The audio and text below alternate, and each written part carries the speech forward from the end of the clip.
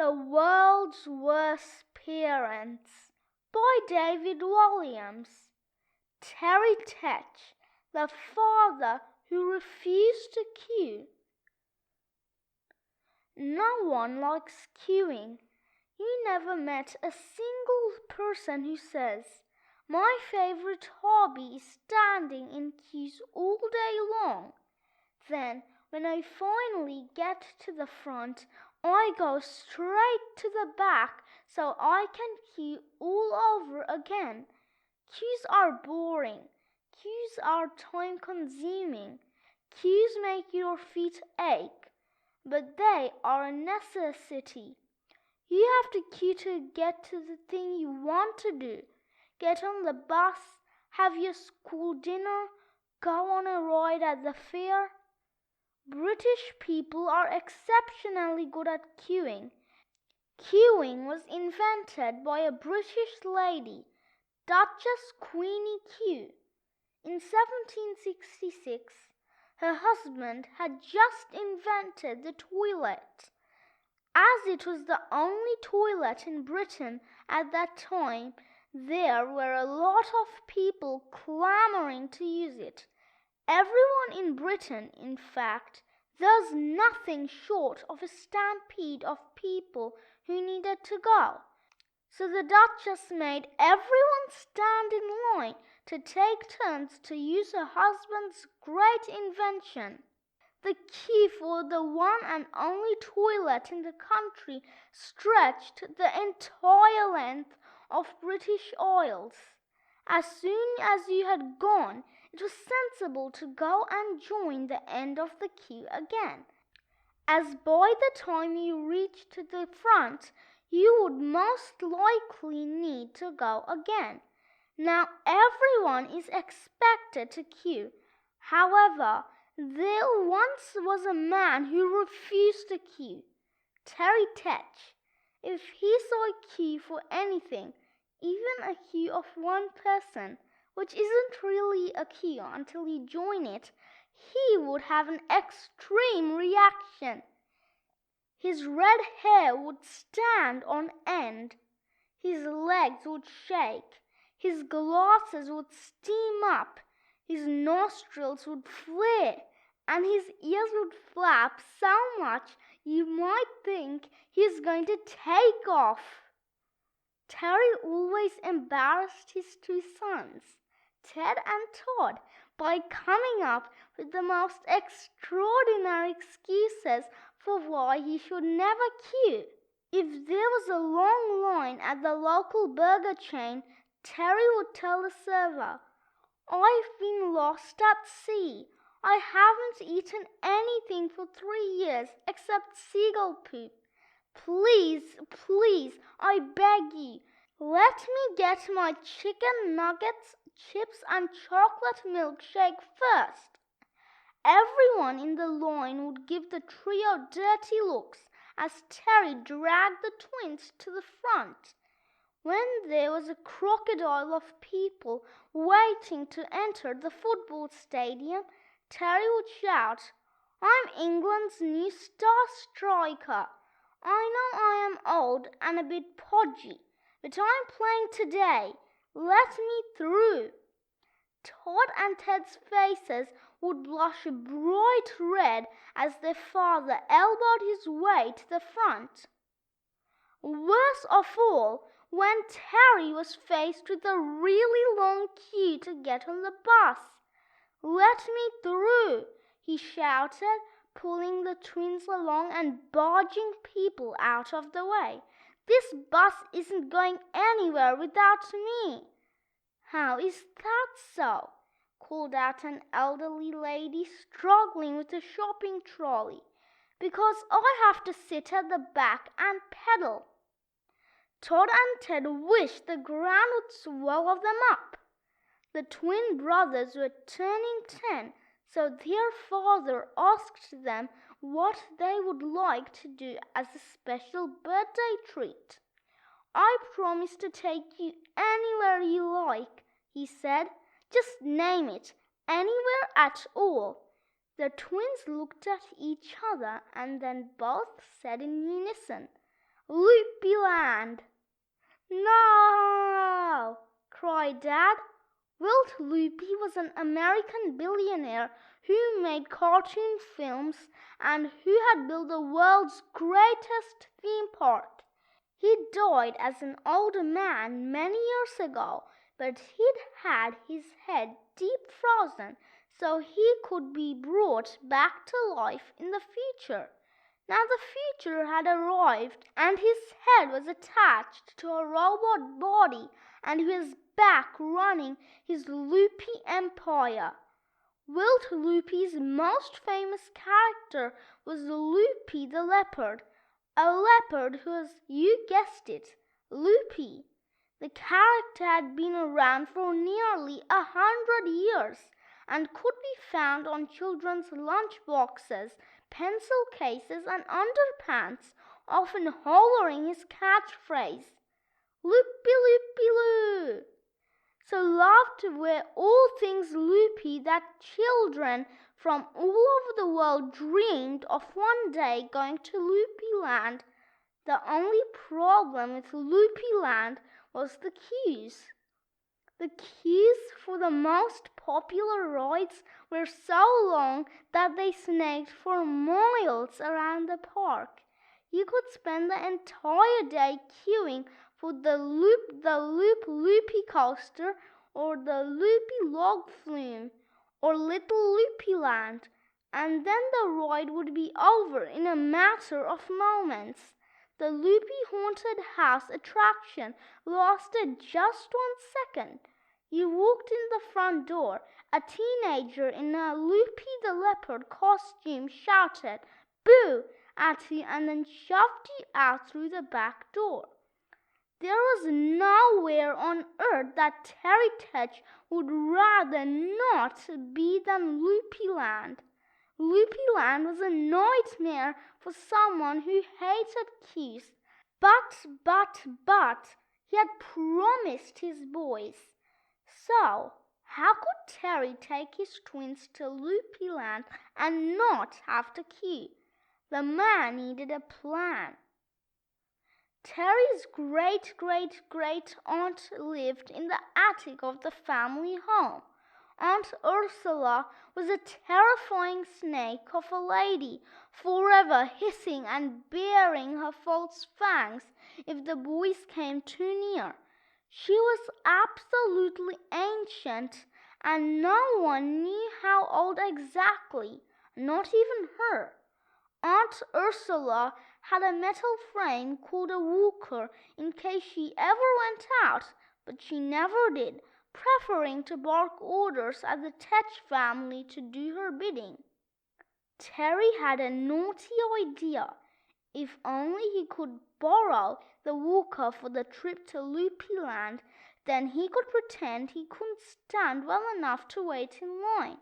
The staff at Loopyland would let him go straight to the front of the queue for every single ride. The plan was so simple, it was brilliant. There was one big problem. How would Terry get his hands on his great-great-great-aunt's walker? There was no way the old snake would let him have it. Even though she lived in the attic of his home, she loathed her great-great-great-nephew. Terry decided a dawn raid was the best plan. So on the day of the trip to Loopyland, Terry crept upstairs to the attic and without a sound opened the door. Aunt Ursula was snoring away. Her false teeth, or rather fangs, were sunk in a glass of water on a bedside table, and a walker squatted next to it. Terry tiptoed over to the walker, picked it up and swung it over the bed. As he did so, one of the walker's four metal legs clunked into the glass of water containing the old snake's false fangs. Ka-plink! No, thought Terry as the glass, water and false fangs hit the floor. Tink, sploosh, doof. The fangs clattered across the floorboards as if they were alive. Clatter, clatter, clatter. The noise woke up Aunt Ursula with a start. She opened one beady eye, then another. "What are you doing with my walker, you nasty little squirt?" she bawled, though her words sounded a bit muffled as she didn't have her false fangs in. Just borrowing it, Aunt Ursula," Terry replied, dashing to the door with the walker. Stupidly, he was holding the walker widthways, so it smashed into the door frame. Thwunk! It allowed just enough time for the old snake to slide out of bed and onto the floor. Slump!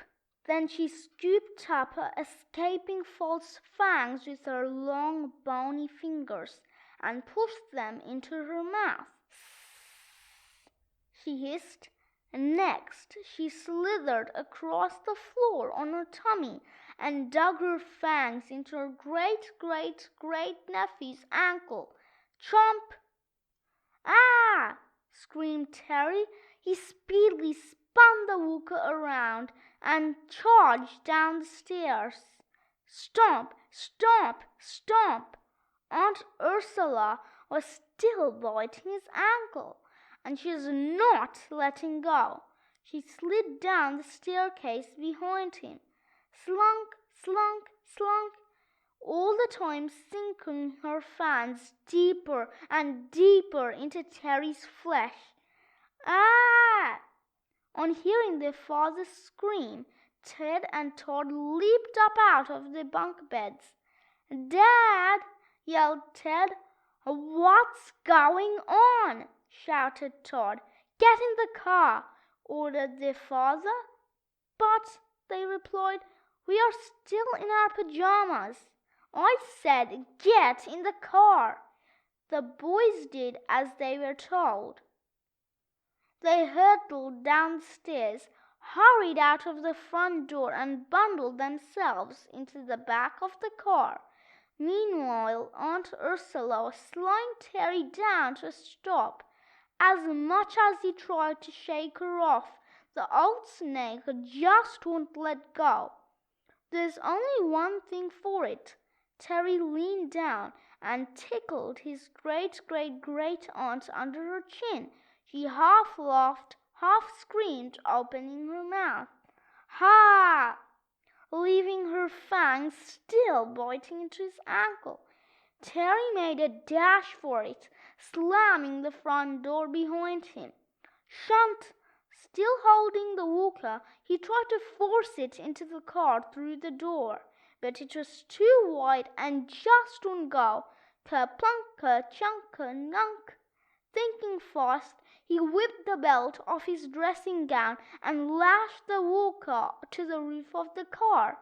Then he leaped into the driver's seat and started the engine.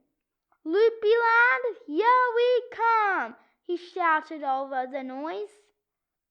When the plane, with the walker strapped to its roof, finally landed in America, Terry stopped off at the first shop at the airport. There he bought a tin of talcum powder and a black pen. "What do you need those for, Dad?" asked Ted, still in his pajamas. "Just you watch," he replied. Then he proceeded to tip the whole tin of talcum powder over his head. Whoomp! A huge white cloud exploded into the airport, which made the boys cough and splutter. "What on earth are you doing?" demanded Todd, also still in his pajamas.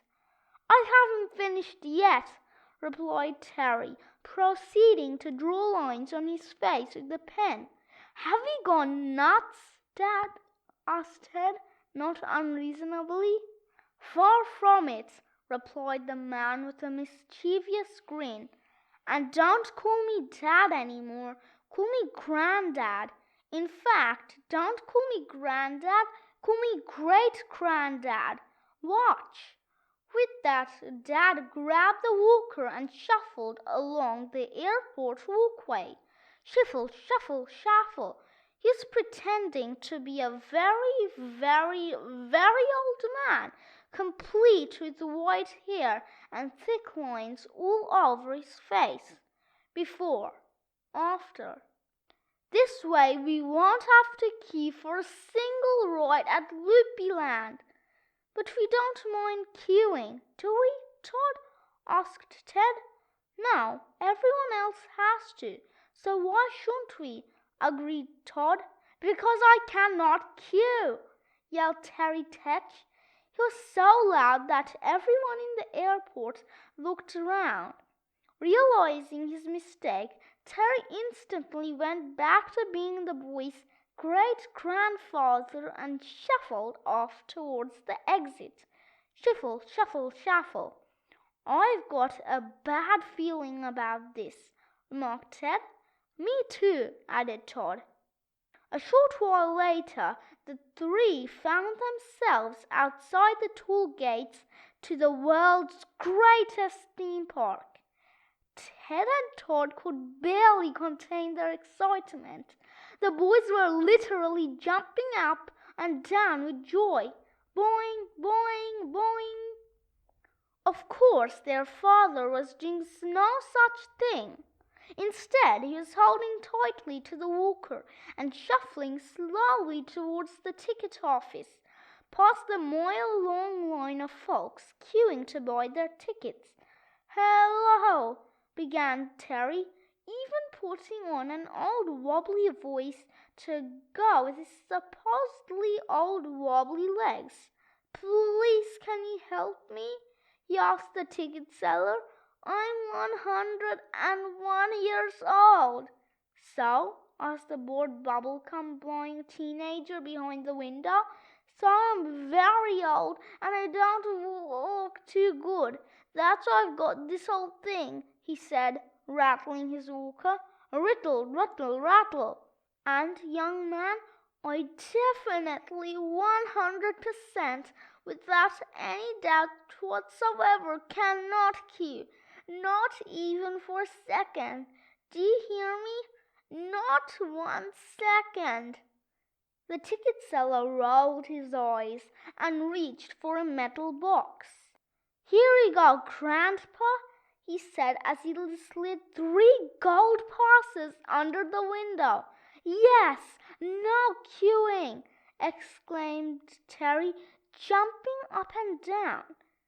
As he did so, a fog of talcum powder clouded the air. "What's that?" asked the ticket seller. Well," he spluttered. Dad was in trouble.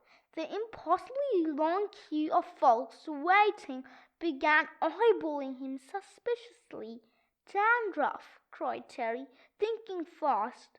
"That's a heck of a lot of dandruff. Welcome to Loopyland," said the ticket seller. "Next." Gold passes meant they could go straight to the front of any queue in the whole of Loopyland. The most popular attraction there was the loop, the loop, the loop, the loop, the loop, the loop, the loop, the loop, the loop, the loop, the loop, loopy coaster. This was a roller coaster that looped the loop an incredible 10 times in a row. The line for the roller coaster snaked the many miles all around the park. It took days, weeks, months, sometimes even years to have your turn. The good news was that sometimes children who were too short to be allowed on the ride when they joined the queue had grown tall enough in the intervening time. So after a huge lunch of loopy burger, loopy fries, and loopy choco shake, the Tetch family made their way to the roller coaster. "I'm not sure about this," hissed Ted. "It's the longest line I've ever seen," added Todd. "People are going to hate us, Dad." "Shh," shushed their father. "It's great-grandfather, remember?" Trust me, we'll go straight to the front." The two boys shook their heads as they followed their father to the front of the queue, Terry shuffling on Aunt Ursula's walker all the way. Shuffle, shuffle, shuffle. The old snake's false fangs were still locked onto his ankle. Those families had been waiting to ride the roller coaster for an eternity, some holding babies that had been born during the time their parents had been queuing, fumed at seeing the three push past them. "Hey, who do you think you are? Get to the back of the line." "Come along, my great-grandsons," called Terry in his best wobbly voice. Ted and Todd looked at each other nervously and walked through the gates to the ride. Instantly they were seated in the front row of the Loopy coaster. Terry had the smuggest of smug grins on his face as the carriages chugged up the impossibly steep slope that seemed to stretch all the way to the sky. This was the calm before the storm. The storm came. As soon as the peak had been reached, the carriages careered down at terrific speed. Zoom! They looped the first loop. Ted and Todd noticed that their father's face was beginning to turn green. That loopy burger, those loopy fries, and that loopy choco shake were coming back for an encore. Loop!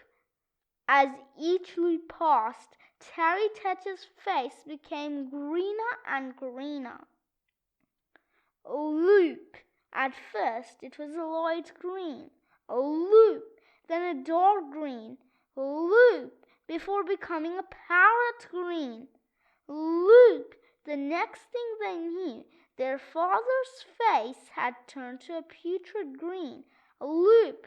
Now a luminous green. Loop! A day-glow green. Loop! A fluorescent green. Loop! Before settling on a vomit green. This meant only one thing. Their father was about to spew. Splurge! And spew he did, because of the G-force of traveling so fast upside down that thunder came out of his mouth. Hurl! And splurged right back in his face. Splat! As the final loop was looped, Terry Tetch found himself covered from head to toe in his own yak attack. At last, the roller coaster came to an abrupt halt. Shatum! Ted and Todd held their poor father off the ride. The man couldn't see a thing and rubbed his head with his sleeve. Wipe! At once, the old age lines from the pen came off, as did, of course, all the talcum powder with which he'd covered his hair. The 101-year-old man had been unmasked in front of the entire queue for the Loopy coaster. "He's a faker! He's no old dude! He jumped the queue!" The angry shouts came thick and fast.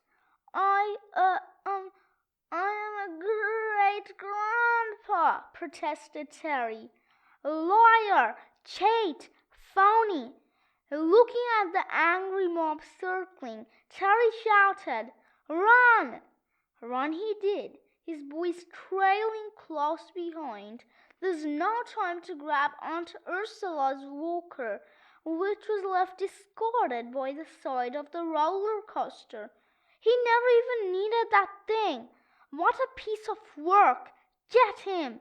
In no time, the entire queue of people for the Loopy coaster was chasing the Tetch family. The three ran straight into a huge Loopyland musical parade. The great Wilt Loopy himself was at the front, his old head on his new robot body, with all the cartoon animal chums following on behind, singing the Loopyland song. We love Loopyland, Loopyland we love. If you don't love Loopyland, off you can shove. There was Loopy the leopard, of course, Barmy the baboon, Wacky the walrus, Nutty the newt, Crackers the crocodile, and Wombat the wombat. As Terry Tetch barged through the parade, he did the unthinkable. He knocked over Wilt Loopy. Thud! Ah! Yelped the billionaire as his old head became detached from his new robot body and rolled off. Trundle! As Terry and his sons raced away, the detached head shouted, "Cartoon animals of Loopyland, after them!" "Dad, I can't run any more. I've got a stitch," called Ted, clutching his tummy. "And I've got wobbly legs," complained Todd. Ahead was Loopyland Loopymobile. Terry pulled the driver out and jumped in. "Come on, boys," he shouted, and Ted and Todd leaped in the back. As the Loopymobile raced off, the cartoon animals caught up and pounced on it. Loopy the leopard was on the bonnet. Barmy the baboon was on the roof. Wacky the walrus was on the windscreen. Nutty the newt was on the boot. Crackers the crocodile was clinging onto the door. And Wombat the wombat was on the back window. Terry drove the Loopymobile as fast as he could, swerving into ice cream vans and toy stands to try to shake them off. Crash! Bang! Wallop! One by one, the animals were hurled to the ground. Only Loopy the leopard remained. The cartoon animal crawled around into the footwell of the buggy. "Get off!" shouted Terry, but Loopy the leopard went to grab the man's ankle to stop pushing down on the accelerator pedal. As he did so, Loopy pressed hard on Aunt Ursula's false fangs that were still locked onto Terry's flesh. "Owie!" screamed Terry. His foot came off the accelerator pedal and the Loopymobile lurched to a halt. Ted turned to Todd. "We are in big trouble." "The biggest," replied Todd to Ted. Wombat the wombat had picked up Wilt Loopy's head and brought it over to them. The old man had gone scarlet with fury. "Think you don't need to cue, do you? I'm going to teach you a lesson you'll never forget." The cartoon animals grabbed the Tetch family and marched them through Loopyland as the crowds of visitors all jeered. "Boo! Loopyland fans!" called out Will Loopy's detached head. "I need your help. I need you all to form the longest queue you can for the loop, the loop, the loop, the loop, the loop, the loop, the loop, the loop, the loop, the loop, the loopy coaster. There's a Loopyland pencil for everyone who does, completely free." Instantly, everyone did what the kindly billionaire had asked. "Thanks a billion," said the head. "Now take this man to the back of it." Terry was sweating and shaking as the cartoon animals dragged him to the back of the queue. As he was placed there, his hair stood up on end, his glasses steamed up, his nostrils flared, his legs shook, and his ears flapped so much he actually lifted off the ground. Whoosh! Terry was shaking so much that the old snake's false fangs fell off his ankle. Clatter! "Whose are these?" asked Will Loopy's head. "My great-great-great-aunt Ursula's," replied Terry. "Well, the poor old dear must be needing them back. I bet she's a kindly soul. Pick them up, please, somebody." "I would, but I've no hands, arms, or indeed body. I'll call this Aunt Ursula, such a pretty name, and reunite her with her teeth. Now, your boys have done nothing wrong. Their only crime is having a terrible father. Boys, you can have a free Loopy Nugget." Ted and Todd smiled. "Thank you. Just one Loopy Nugget to share," continued Wilt Loopy's head before returning his gaze to Terry. You'll be made to stand and wait for the longest time anyone has ever waited for anything." So Terry waited and waited and waited. His ears flapped so much that he had to be tied to the ground to stop him from flying off. His glasses cracked, and then he waited some more. His hair stood on end. What seemed like a lifetime passed before Terry is finally at the front of the queue and ready to take his seat on the Loopy coaster. The safety bar came down, pinning him to seat, and the Loopy coaster began its slow ascent to the sky. Terry turned his head to see who was sitting next to him. Horror upon horror! It was Aunt Ursula. The old snake turned to him, opened her mouth, and bared her fangs. "Revenge," she hissed as she leaned over to take a bite. "No!" screamed Terry. "No!"